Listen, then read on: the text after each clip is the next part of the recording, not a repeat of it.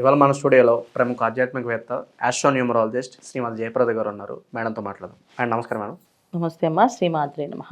Madam, ఫిబ్రవరి మాసంలో కర్కాటక రాశి వారికి ఎలాంటి ఫలితాలు ఉండబోతున్నాయి? గ్రహస్థితి ఎలా ఉంది? ఎలాంటి రెమెడీస్ చేసుకుంటే బాగుంటుంది అంటారు? కర్కాటక రాశి వాళ్ళకి ఈ మాసం అనుకూలంగా ఉంటుంది. ఎందుకంటే మాఘమాసం, ఫిబ్రవరి మాసం అంటే మాఘమాసం వాళ్ళకి. మాఘమాసంలో ఎప్పుడు వచ్చినా వీళ్ళకి కర్కాటక రాశి వాళ్ళకి ఒక తెలియని ఒక శక్తి, అనుకోకుండానే ఒక ఆకర్షణ పెరుగుతూ ఉంటుంది. దైవశక్తి ఉంటుందంటారు వీళ్ళకి? దైవశక్తి కాదు, అనుకోకుండా వాళ్ళకి ఉత్సాహం అనమాట. ఒక ఉత్సాహం ఉంటుంది. ఎందుకంటే వీళ్ళకి ఏదైతే రాసాధిపతి రవిచంద్రులు ఎప్పుడైతే ఉన్నారో, చంద్రుడు రవి ఎప్పుడైతే మకర రాశిలో ఉంటాడో ఆ మాసం వీళ్ళకి అనుకూలంగా ఉంటుంది. అది ఏ సంవత్సరం అయినా సరే, మకర రాశి వాళ్ళు ఎప్పుడైతే మకర రాశిలో రవి ప్రవేశిస్తాడో ఆ కర్కాటక రాశి వాళ్ళకి కొన్ని పనులు చాలా ఫాస్ట్గా అనుకూలంగా అవుతాయి. ఎందుకంటే సప్తమ స్థానం అది, అక్కడ రవి ఉండడం వల్ల ప్రతి పనిలోనే అనుకూలత బ్రహ్మాండంగా కనిపిస్తుంటుంది. విజయాలు సాధిస్తూ ఉంటారు వీళ్ళు. సో ఏ విజయాలు సాధిస్తారంటే ఇంకా అన్ని రంగాల్లో ఉన్న వాళ్ళు విజయాలు సాధిస్తారు. విద్యార్థులకు ముఖ్యంగా విద్యలో ఉన్నత స్థానాలు, ఉన్నత అవరోధాలు పట్టే అవకాశం ఎక్కువగా ఉంటుంది. తర్వాత వ్యాపారస్తులు వ్యాపారంలో మంచి మంచి నిర్ణయాలు తీసుకోవడం, చాలా గట్టి నిర్ణయాలు తీసుకోవడం. ఎందుకంటే మకర రాశిలో రవి అంటే ఏంటంటే దశమ స్థానం మామూలుగా మనం చూస్తే మకర రాశి. సో ఎప్పుడైతే దశమ స్థానంలో రవి అంటే ఏంటంటే రాజయోగాన్ని, తర్వాత ఒక లీడర్షిప్ క్వాలిటీస్ని మనుషులకు ఇవ్వడం అనేది జరుగుతుంది. సో ఆటోమేటిక్గా రవి అక్కడ వస్తే చాలామంది నిర్ణయాలు చాలా గట్టిగా ఫాస్ట్గా తీసుకుంటారు. అందరూ ఏమనుకుంటారంటే న్యూ ఇయర్ వచ్చింది కదా, జనవరి వచ్చింది కనుక మేము తీసుకుంటున్న నిర్ణయాలు అనుకుంటారు. సో జనవరి రావడం వల్ల కాదు, మకర రాశిలో రవి ప్రవేశించడం వల్ల చాలామందికి అలాంటి నిర్ణయాలు తీసుకుంటుంటారు. సో ఎప్పుడైతే రవి శనులు అంటే శని రాశి ప్లేస్లోకి రవి ఎప్పుడైతే వెళ్తారో ఖచ్చితంగా అనుకూలమైన పనులు ఫాస్ట్గా అవుతాయి. ఎప్పటి నుంచి అవ్వని పనులు, మొండితనంగా ఏడిపించిన పనులు, మొండి బాకీలు వసూలు అవ్వడం కానీ ఇలాంటివన్నీ కూడా రవి ఎప్పుడైతే మకర రాశిలో ఉంటారో ఈ కర్కాటక రాశి వాళ్ళకి అనుకూలంగా మారుతుంది. ఇది ఈ కాంబినేషన్ జనరల్గా ఎవరికి తెలియదు. చాలా కొంతమంది జ్యోతిష్లు మాందో తెలుస్తుంది కానీ మిగతా వాళ్ళకి తెలియదు. సో జనవరి 1 కనుక మన న్యూ ఇయర్ నుంచి అలా మారిపోయిన జీవితం అనుకుంటారు. అలా కాదు, ఇక్కడ దీనివల్ల మారుతుంది. అంటే ముఖ్యంగా కర్కాటక రాశి వాళ్ళకి ఇంత అనుకూలంగా మారడానికి అవకాశం ఇది. సో రవి మకర రాశి ఉన్నంతకాలం వీళ్ళకి అన్ని పనులు చాలా చక్కగా అవుతాయి. కొంచెం కుంభరాశిలోకి వెళ్ళాక కాస్త ఆలస్యం అవుతాయి, కాస్త నెమ్మదిగా నిదానంగా జరుగుతుంటాయి పనులు. అయితే ఏంటంటే ఇక్కడ రవి శని కలిసి ఉండడం వల్ల, రవి శని బుధుడు ముగ్గురు కలిసి ఉండడం వల్ల కాస్త మాటలో తడబాట్లు, చేసే పనుల్లో కాస్త తడబాటు, నిర్ణయాలు తీసుకోవడంలో కరెక్ట్గా చేస్తామో చేయమో ఒక ఆలోచన. సో కాన్ఫిడెన్స్ అనేది చాలా తగ్గిపోతుంది. లెవెల్స్ ఎలా తగ్గిపోతాయి అంటే డే బై డే తగ్గుతూ ఉంటుంది.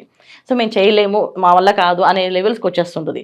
సో ఎందుకు వస్తుంది ఈ విషయంగా అంటే ఇప్పుడున్న సిచ్యువేషన్స్ వీళ్ళకి అష్టమ శని భగవాన్ వెళ్తూ మంచి చేస్తాడు.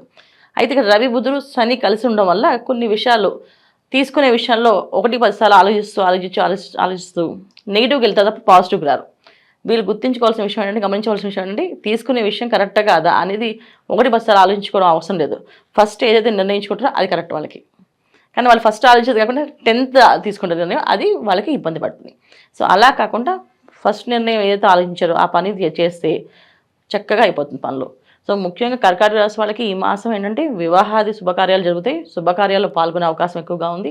శుభకార్యాలు జరిపించే అవకాశం ఉంది. ధర్మకార్యాలు ఎక్కువగా చేస్తారు. అంటే గుళ్ళకి దానాలు ఇవ్వడం కానీ, గుళ్ళు కట్టించడం కానీ, గుళ్ళు ప్రతిష్ఠించడం కానీ, గుళ్ళు ప్రతిష్టలకి డబ్బులు ఇవ్వడం కానీ, ఆ ప్రతిష్టకి వీళ్ళు వెళ్ళడం కానీ, సో గుళ్ళో ధర్మదాతలుగా వీళ్ళు ఉండడం కానీ, సో ఇవన్నీ కూడా ఎక్కువ భగవంతుడికి సంబంధించిన పనుల్లో ముఖ్యంగా వీళ్ళకి అనుకూలంగా ఉంది. నిరుద్యోగులకు కావచ్చు మేడం, పెళ్లి కాని వారు కావచ్చు, ఏమన్నా గుడ్ న్యూస్ ఉందా ఈ మాసంలో? తప్పకుండా వివాహాది శుభకార్యాలు ఖచ్చితంగా అవుతాయి. ఎందుకంటే అష్టమ శని భగవానుడు వెళ్ళిపోతూ మంచి చేసి వెళ్తాడు. ఆయన వెళ్ళిపోతున్నాడు. సో వెళ్ళిపోతూ ఏం చేస్తాడని ఖచ్చితంగా వివాహాలు ఎవరైతే కాలేదో వాళ్ళందరికీ వివాహాలు చేసే వెళ్తాడు ఆయన. సో ఎవరైతే ఇల్లు కొనుక్కోలేదని బాధపడుతూ ఉంటారో వాళ్ళకి ఇల్లు కొనుక్కునే అవకాశం ఇస్తాడు ఆయన. అందుకని శని భగవానుడు వెళ్ళిపోతే మంచి చేసి వెళ్తాడు ఎప్పుడు కూడా. ఆ మంచి ఎలా ఉంటుందంటే ఇల్లు కావాలని వాళ్ళకి ఇల్లు, వాహనం కావాలని వాళ్ళకి వాహనము, ఉద్యోగం కావాలని వాళ్ళకి ఉద్యోగము, వ్యాపారంలో అభివృద్ధి కావాలనుకుంటే అభివృద్ధి, అలాగే సంతాన యోగం కోసం ఎదురు చూసే వాళ్ళు సంతాన యోగం. అంటే ఏది కావాలో ఫైనల్గా ఆయన ఇచ్చెళ్తాడు. అంటే వాళ్ళ రాశికి వాళ్ళ జన్మ జాతకంలో ఉండే అంతర్దశలు శని భగవాన్ ఏ ప్లేస్లో ఉన్నాడు చూస్తే వాళ్ళకి కావాల్సినవన్నీ కూడా ఆయన ఇచ్చెళ్తాడు. అంత అనుకూలంగా ఈ మాసం వీళ్ళకి కర్కాటక రాశి వాళ్ళకి ఉంది. అయితే ఏంటంటే ఎంత బాగున్నప్పటికీ వీళ్ళకి కాస్త అంత ఆలోచన విధానం అనేది కాస్త కన్ఫ్యూజ్ అవుతుంటారు. ఈ పని చేయాలా ఆ పని చేయాలని చెప్పేసి అన్ని కార్యక్రమాలు ఒకసారి వచ్చినప్పుడు ఒక ధర్మ కార్యక్రమం చేయాల్సి వస్తుంది, ఒకటి మీరు పర్సనల్గా ఎంజాయ్ చేయాల్సి వస్తుంది. ఈ ప్రోగ్రామ్స్లో ఎలా చేయాలంటే ధర్మ కార్యానికి ఫస్ట్ ఓటు వేస్తే అనుకూలంగా మారే అవకాశం ఉంది. ఆరోగ్యపరంగా ఎలా ఉంటుంది మేడం? అలాగే విదేశాలకు వెళ్ళాలనుకునే వారికి ఎలాంటి రిజల్ట్స్ ఉండబోతున్నాయి? విదేశాల వాళ్ళకి చాలా అనుకూలంగా ఉంది. ఆరోగ్య విషయం చాలా జాగ్రత్తగా చూసుకోవాల్సింది. ఎందుకంటే అష్టమ శని భగవానుడు ఉన్నంతకాలం ఆరోగ్య విషయంలో జాగ్రత్తగా ఉండాలి. అంటే ముఖ్యంగా ఏంటంటే శనివారం, ఆదివారం శాకాహారం భుజించడము, నిష్ఠగా ఉండడము, సాత్విక ఆహారాన్ని తీసుకోవడము, శాకాహారంలో సాత్విక ఆహారాన్ని తీసుకోవడము, ఉడికించిన ఆహారాన్ని ఎక్కువగా తీసుకోవడం వల్ల ఎటువంటి ఇబ్బంది ఉండదు. ఎందుకంటే ఇక్కడ కర్కాటక రాశికి శని భగవానే కాకుండా వ్యయ స్థానంలో కుజుడు. తెలియని అధిక ఖర్చులు, అంటే ఎలాంటి ఖర్చులు పెడతారంటే ఫుడ్ మీద ఎక్కువ ఖర్చు పెడతారు. ఎక్కడైనా ఫుడ్ బాగుంది, ఆ ఫుడ్ తినాలి, అది రాత్రి అయినా పర్లేదు అని చెప్పేసి అర్ధరాత్రి వెళ్ళి తినడం కానీ, అర్ధరాత్రి తీసుకోవడం వల్ల చాలా ప్రమాదాలు జరిగే అవకాశం ఎక్కువగా ఉంది. ఆరోగ్య విషయంలో ఉంది, వాహనాలు నడిపినప్పుడు కూడా ప్రమాదాలు జరిగే అవకాశం ఉంది. అందుకని జాగ్రత్తగా ఉండడం చాలా ముఖ్యం. ప్రతి విషయాన్ని ఆలోచించి చేయడం అనేది ముఖ్యం వీళ్ళకి, కర్కాటక రాశి వాళ్ళకి ఈ మాసం అంతా. కోర్టు సమస్యలను, భూ కబ్జాలకు గురైన వారికి కొంచెం ఉపశమనం లభించడానికి ఎంత సమయం పట్టవచ్చు అంటారు మేడం? కోర్టు సమస్యలు అనేది తీరిపోయే అవకాశం ఎక్కువగా ఉంటుంది. అయితే ఏంటంటే భూ కబ్జాలు అనే విషయంలో కాస్త జాగ్రత్తగా March 31 నుంచి వీళ్ళకి దాని నుంచి రిలీఫ్ వస్తుంది. ఎందుకంటే వీళ్ళకి సంబంధించిన విషయాలన్నీ కూడా వీళ్ళ పర్సనల్ జాతకంలో చూసుకుంటే జాతకంలో ఉండే యోగాలు బట్టి వస్తాయి. గోచార ఫలితాలు ఏంటంటే వాహన యోగం, గృహ యోగం, వస్తు యోగం. అంటే ఏంటి, ఏదో ఒక వస్తువు కొన్నా అది యోగం కింద వస్తాయి. మనం ఇంటికి ఒక ఫ్రిడ్జ్ కొన్నా వస్తువు కింద వస్తుంది, ఒక బంగారం నగ కొన్నా వస్తువు కింద వస్తుంది. సో మనం ఇది కొనగలం అది కొనగలం అంటే మన ఉండే శక్తి సామర్థ్యాలు బట్టి. సో అలాగా కర్కాటక రాశి వాళ్ళకి ఈ మాసం ఇవి అనుకూలంగా ఉన్నాయి. అయితే మొండి బాకీలు వసలే అవకాశం ఉంది కనుక ఈ మొండి బాకీలు అంటే ఎప్పుడో నుంచో వడ్డీలు ఇస్తూ కట్టకుండా డబ్బులు ఇవ్వకుండా ఉన్న వాళ్ళని వాళ్ళు వచ్చే అవకాశం ఉంది, ఇప్పించే అవకాశం ఎక్కువగా ఉంది. ఈ లాభాలు ఉన్నాయి వీళ్ళకి. సో భూ కబ్జాల విషయంలో కూడా అలాంటి ముందు విషయమే కదా, అది కొన్ని అవకాశం ఉంది. అయితే ఏంటంటే ఇక్కడ వీళ్ళకి ఒక ప్రార్థన, ధర్మకార్యం ఏదైనా చేస్తూ కోరుకుంటే అవుతాయి పనులు. అంటే ఏ పనైనా ధర్మకార్యం చేయాలి ఖచ్చితంగా. దేవుడికి ఏదైనా సేవ చేయడం, దేవుడికి ఏ వస్తువు అయినా కొన్ని ఇవ్వడం. అంటే దేవుడికి చాలా మంది అంటారు ముక్కు పొడక పెడతాం, అమ్మవారికి చీరలు పెడతామని, తాంబూలం ఇస్తామని, ఇలా ప్రతి విషయం అడుగుతుంటారు. అలా ఏదో ఒక ఇది ఇస్తామని చెప్పి భగవంతుడు కోరుకోవడం. సో ఆయనకి ఇస్తే చేస్తాడని నమ్మకం, కానీ అలా అని కాదు. ధర్మకార్యం ఏదో ఒక కార్యం చేస్తే కాస్త పనులు అనుకూలంగా అవుతాయి. ఎందుకంటే కలియుగం ఇది. ఏ పని చేసినా పాపం ఎక్కువగా ఉండడానికి ఆలోచిస్తుంటారు. అంటే మంచిదానికి వెళ్ళడానికంటే చెడు ఫలితాలు ఎక్కువగా ఇవ్వడానికి, చెడు విషయాల్లో ఉండడానికి, చెడు వాళ్ళతో స్నేహం చేయడానికి ఇష్టపడతాం. మంచిది చేయాలి కదా. సో మంచి కార్యక్రమం చేయడం వల్ల ఏంటంటే వీళ్ళకి అనుకునే పనులు సవ్యంగా జరుగుతాయి. లేకపోతే అవి కాస్త ఇబ్బంది పడే అవకాశం, మాయలో పడే అవకాశం ఎక్కువగా ఉంది కనుక జాగ్రత్తగా ఉండాలి. అది కర్కాటక రాశి వాళ్ళకి. ఇంకా మెరుగైన ఫలితాలు పొందడానికి ఈ రాశి వారికి ఏదైనా పరిహారాలు ఉంటే తెలియజేయండి మేడం. తప్పకుండా వీళ్ళు హనుమాన్ చాలీసా కంటిన్యూ చదవడము, హనుమాన్ చాలీసా చేసుకుని వెళ్ళడము, ఆంజనేయ స్వామి టెంపుల్కి వెళ్ళడము, ప్రతి శనివారం ఆంజనేయ స్వామి టెంపుల్కి వెళ్ళడం, నవగ్రహ ప్రదక్షిణాలు చేయడం చేస్తూ ఉండడం వల్ల అనారోగ్య సమస్య నుంచి బయటపడే అవకాశం ఎక్కువగా ఉంది.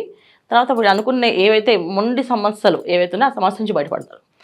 అయితే శనివారం పూట గుడికి వెళ్ళినంతసేపు మౌనంగా ఉంటే ఇంకా మంచి ఫలితాలు వస్తాయి. అంటే గుడికి వెళ్ళి ప్రదక్షిణాలు అయ్యి అభిషేకం అయ్యే వరకు మాట్లాడకుండా అయిపోయి ప్రసాదం తీర్థం తీసుకున్నప్పుడు మాట్లాడితే పనులు ఫాస్ట్గా అవుతాయి. ఈ ఒక పరిహారం చేస్తే ఇంకొంచెం ఫాస్ట్గా పనులు అయ్యే అవకాశం ఎక్కువ ఉంది. సో ద్వాదశ రాశులు అందరూ కూడా ఏంటంటే ఫిబ్రవరి మాసం అనేది చాలా అనుకూలమైన మాసం. ఎందుకంటే రవి మాసం, రవి భగవానుడు మకర రాశిలో రావడము అనేది ఒక విశేషం. సో అక్కడి నుంచి మనం తర్వాత పుష్యమాసం అయిపోయిన తర్వాత వచ్చేది మాఘమాసం. ఈ మాఘమాసంలో ప్రతి ఒక్క కార్యక్రమము 10ంతల ఫలితం వస్తుంది. చిన్న పరిహారమైనా అది పెద్ద పరిహారం కింద పెద్ద ఫలితం కింద వస్తుంది. ఒక చిన్న దీపదానం చేస్తాము, ఆ దానం అనేది 10ంతలుగా మనకు లాభం అవుతుంది. అంటే ఇంట్లో చీకటి అనేది ఉండదు. దీపదానం అంటే ఏంటి, దీపాలు దానం చేస్తే దీపం వస్తున్నారు కాదు, మన ఇంట్లో ఏ రోజు చీకటి కోణం అనేది ఉండదు, చీకటిగా ఉండరు. అంటే చీకటి కోణము అంటే ఏంటంటే చెడు పనులు చేయడం కానీ, చెడు వ్యవహారాలకు వెళ్ళడం కానీ, వ్యసనాలకి బలివ్వడం కానీ జరగదు అని అర్థం. సో దీపదానం. అలాగే అన్నదానం చేస్తే ఏంటంటే అన్నానికి లోటు ఉండదు అని అంటారు. అన్నానికి లోటు ఉండదు అంటే ఏంటంటే చాలామంది ఆహారం ఉన్నా తినలేకపోతుంటారు. సో ఎందుకు తినలేకపోతుంటే వాళ్ళకి రకమైన సమస్యలు, అజీర్తి సమస్యలు, ఏదో రోగ సమస్యలు, ఏదో ఒకటి టైంకి అన్నం తినలేకపోవడం, టైంకి వేళకి తినలేకపోవడం అది జరుగుతుంటుంది. సో ఈ అన్నదానం చేయడం వల్ల అలాంటి ప్రాబ్లమ్స్ లేకుండా బయటపడతాం.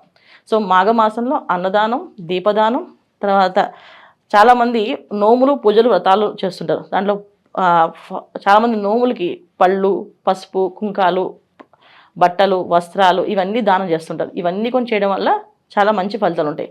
అయితే ఒక్కొక్క రాశి వాళ్ళు ఏం చేసుకోవాలి అంటే మేషరాశి వాళ్ళు ఈ మాసం అంతా అన్నదానం చేస్తే చాలా మంచి ఫలితాలు. అలాగే వృషభ రాశి వాళ్ళు ఈ మాసం అంతా చక్కగా వస్త్రదానం చేస్తే చాలా మంచి ఫలితాలు. మిథున రాశి వాళ్ళు పుస్తకాలు దానం చేస్తే విద్య బ్రహ్మాండంగా సాగుతుంది. అలాగే కర్కాటక రాశి వాళ్ళు ఏదో ఒక వస్తువుని దానం చేయడం, అంటే వెండి కానీ రాగి కానీ ఏదో ఒక పాత్రను దానం చేస్తే అన్ని అనుకూలమైన ఫలితాలు కనిపిస్తున్నాయి. అలాగే సింహరాశి వాళ్ళు చక్కగా ఒక 10 మందికి చదువు విద్యాదానం చేయడం కానీ, ఒక విద్యార్థికి విద్య కట్టించడం కానీ చేయడం వల్ల మంచి ఫలితాలు ఉన్నాయి. సో ఇలా ఒక్కొక్క రాశి వాళ్ళు చేసుకుంటూ వెళ్తే అన్ని అనుకూలమైన ఫలితాలు కనిపిస్తున్నాయి.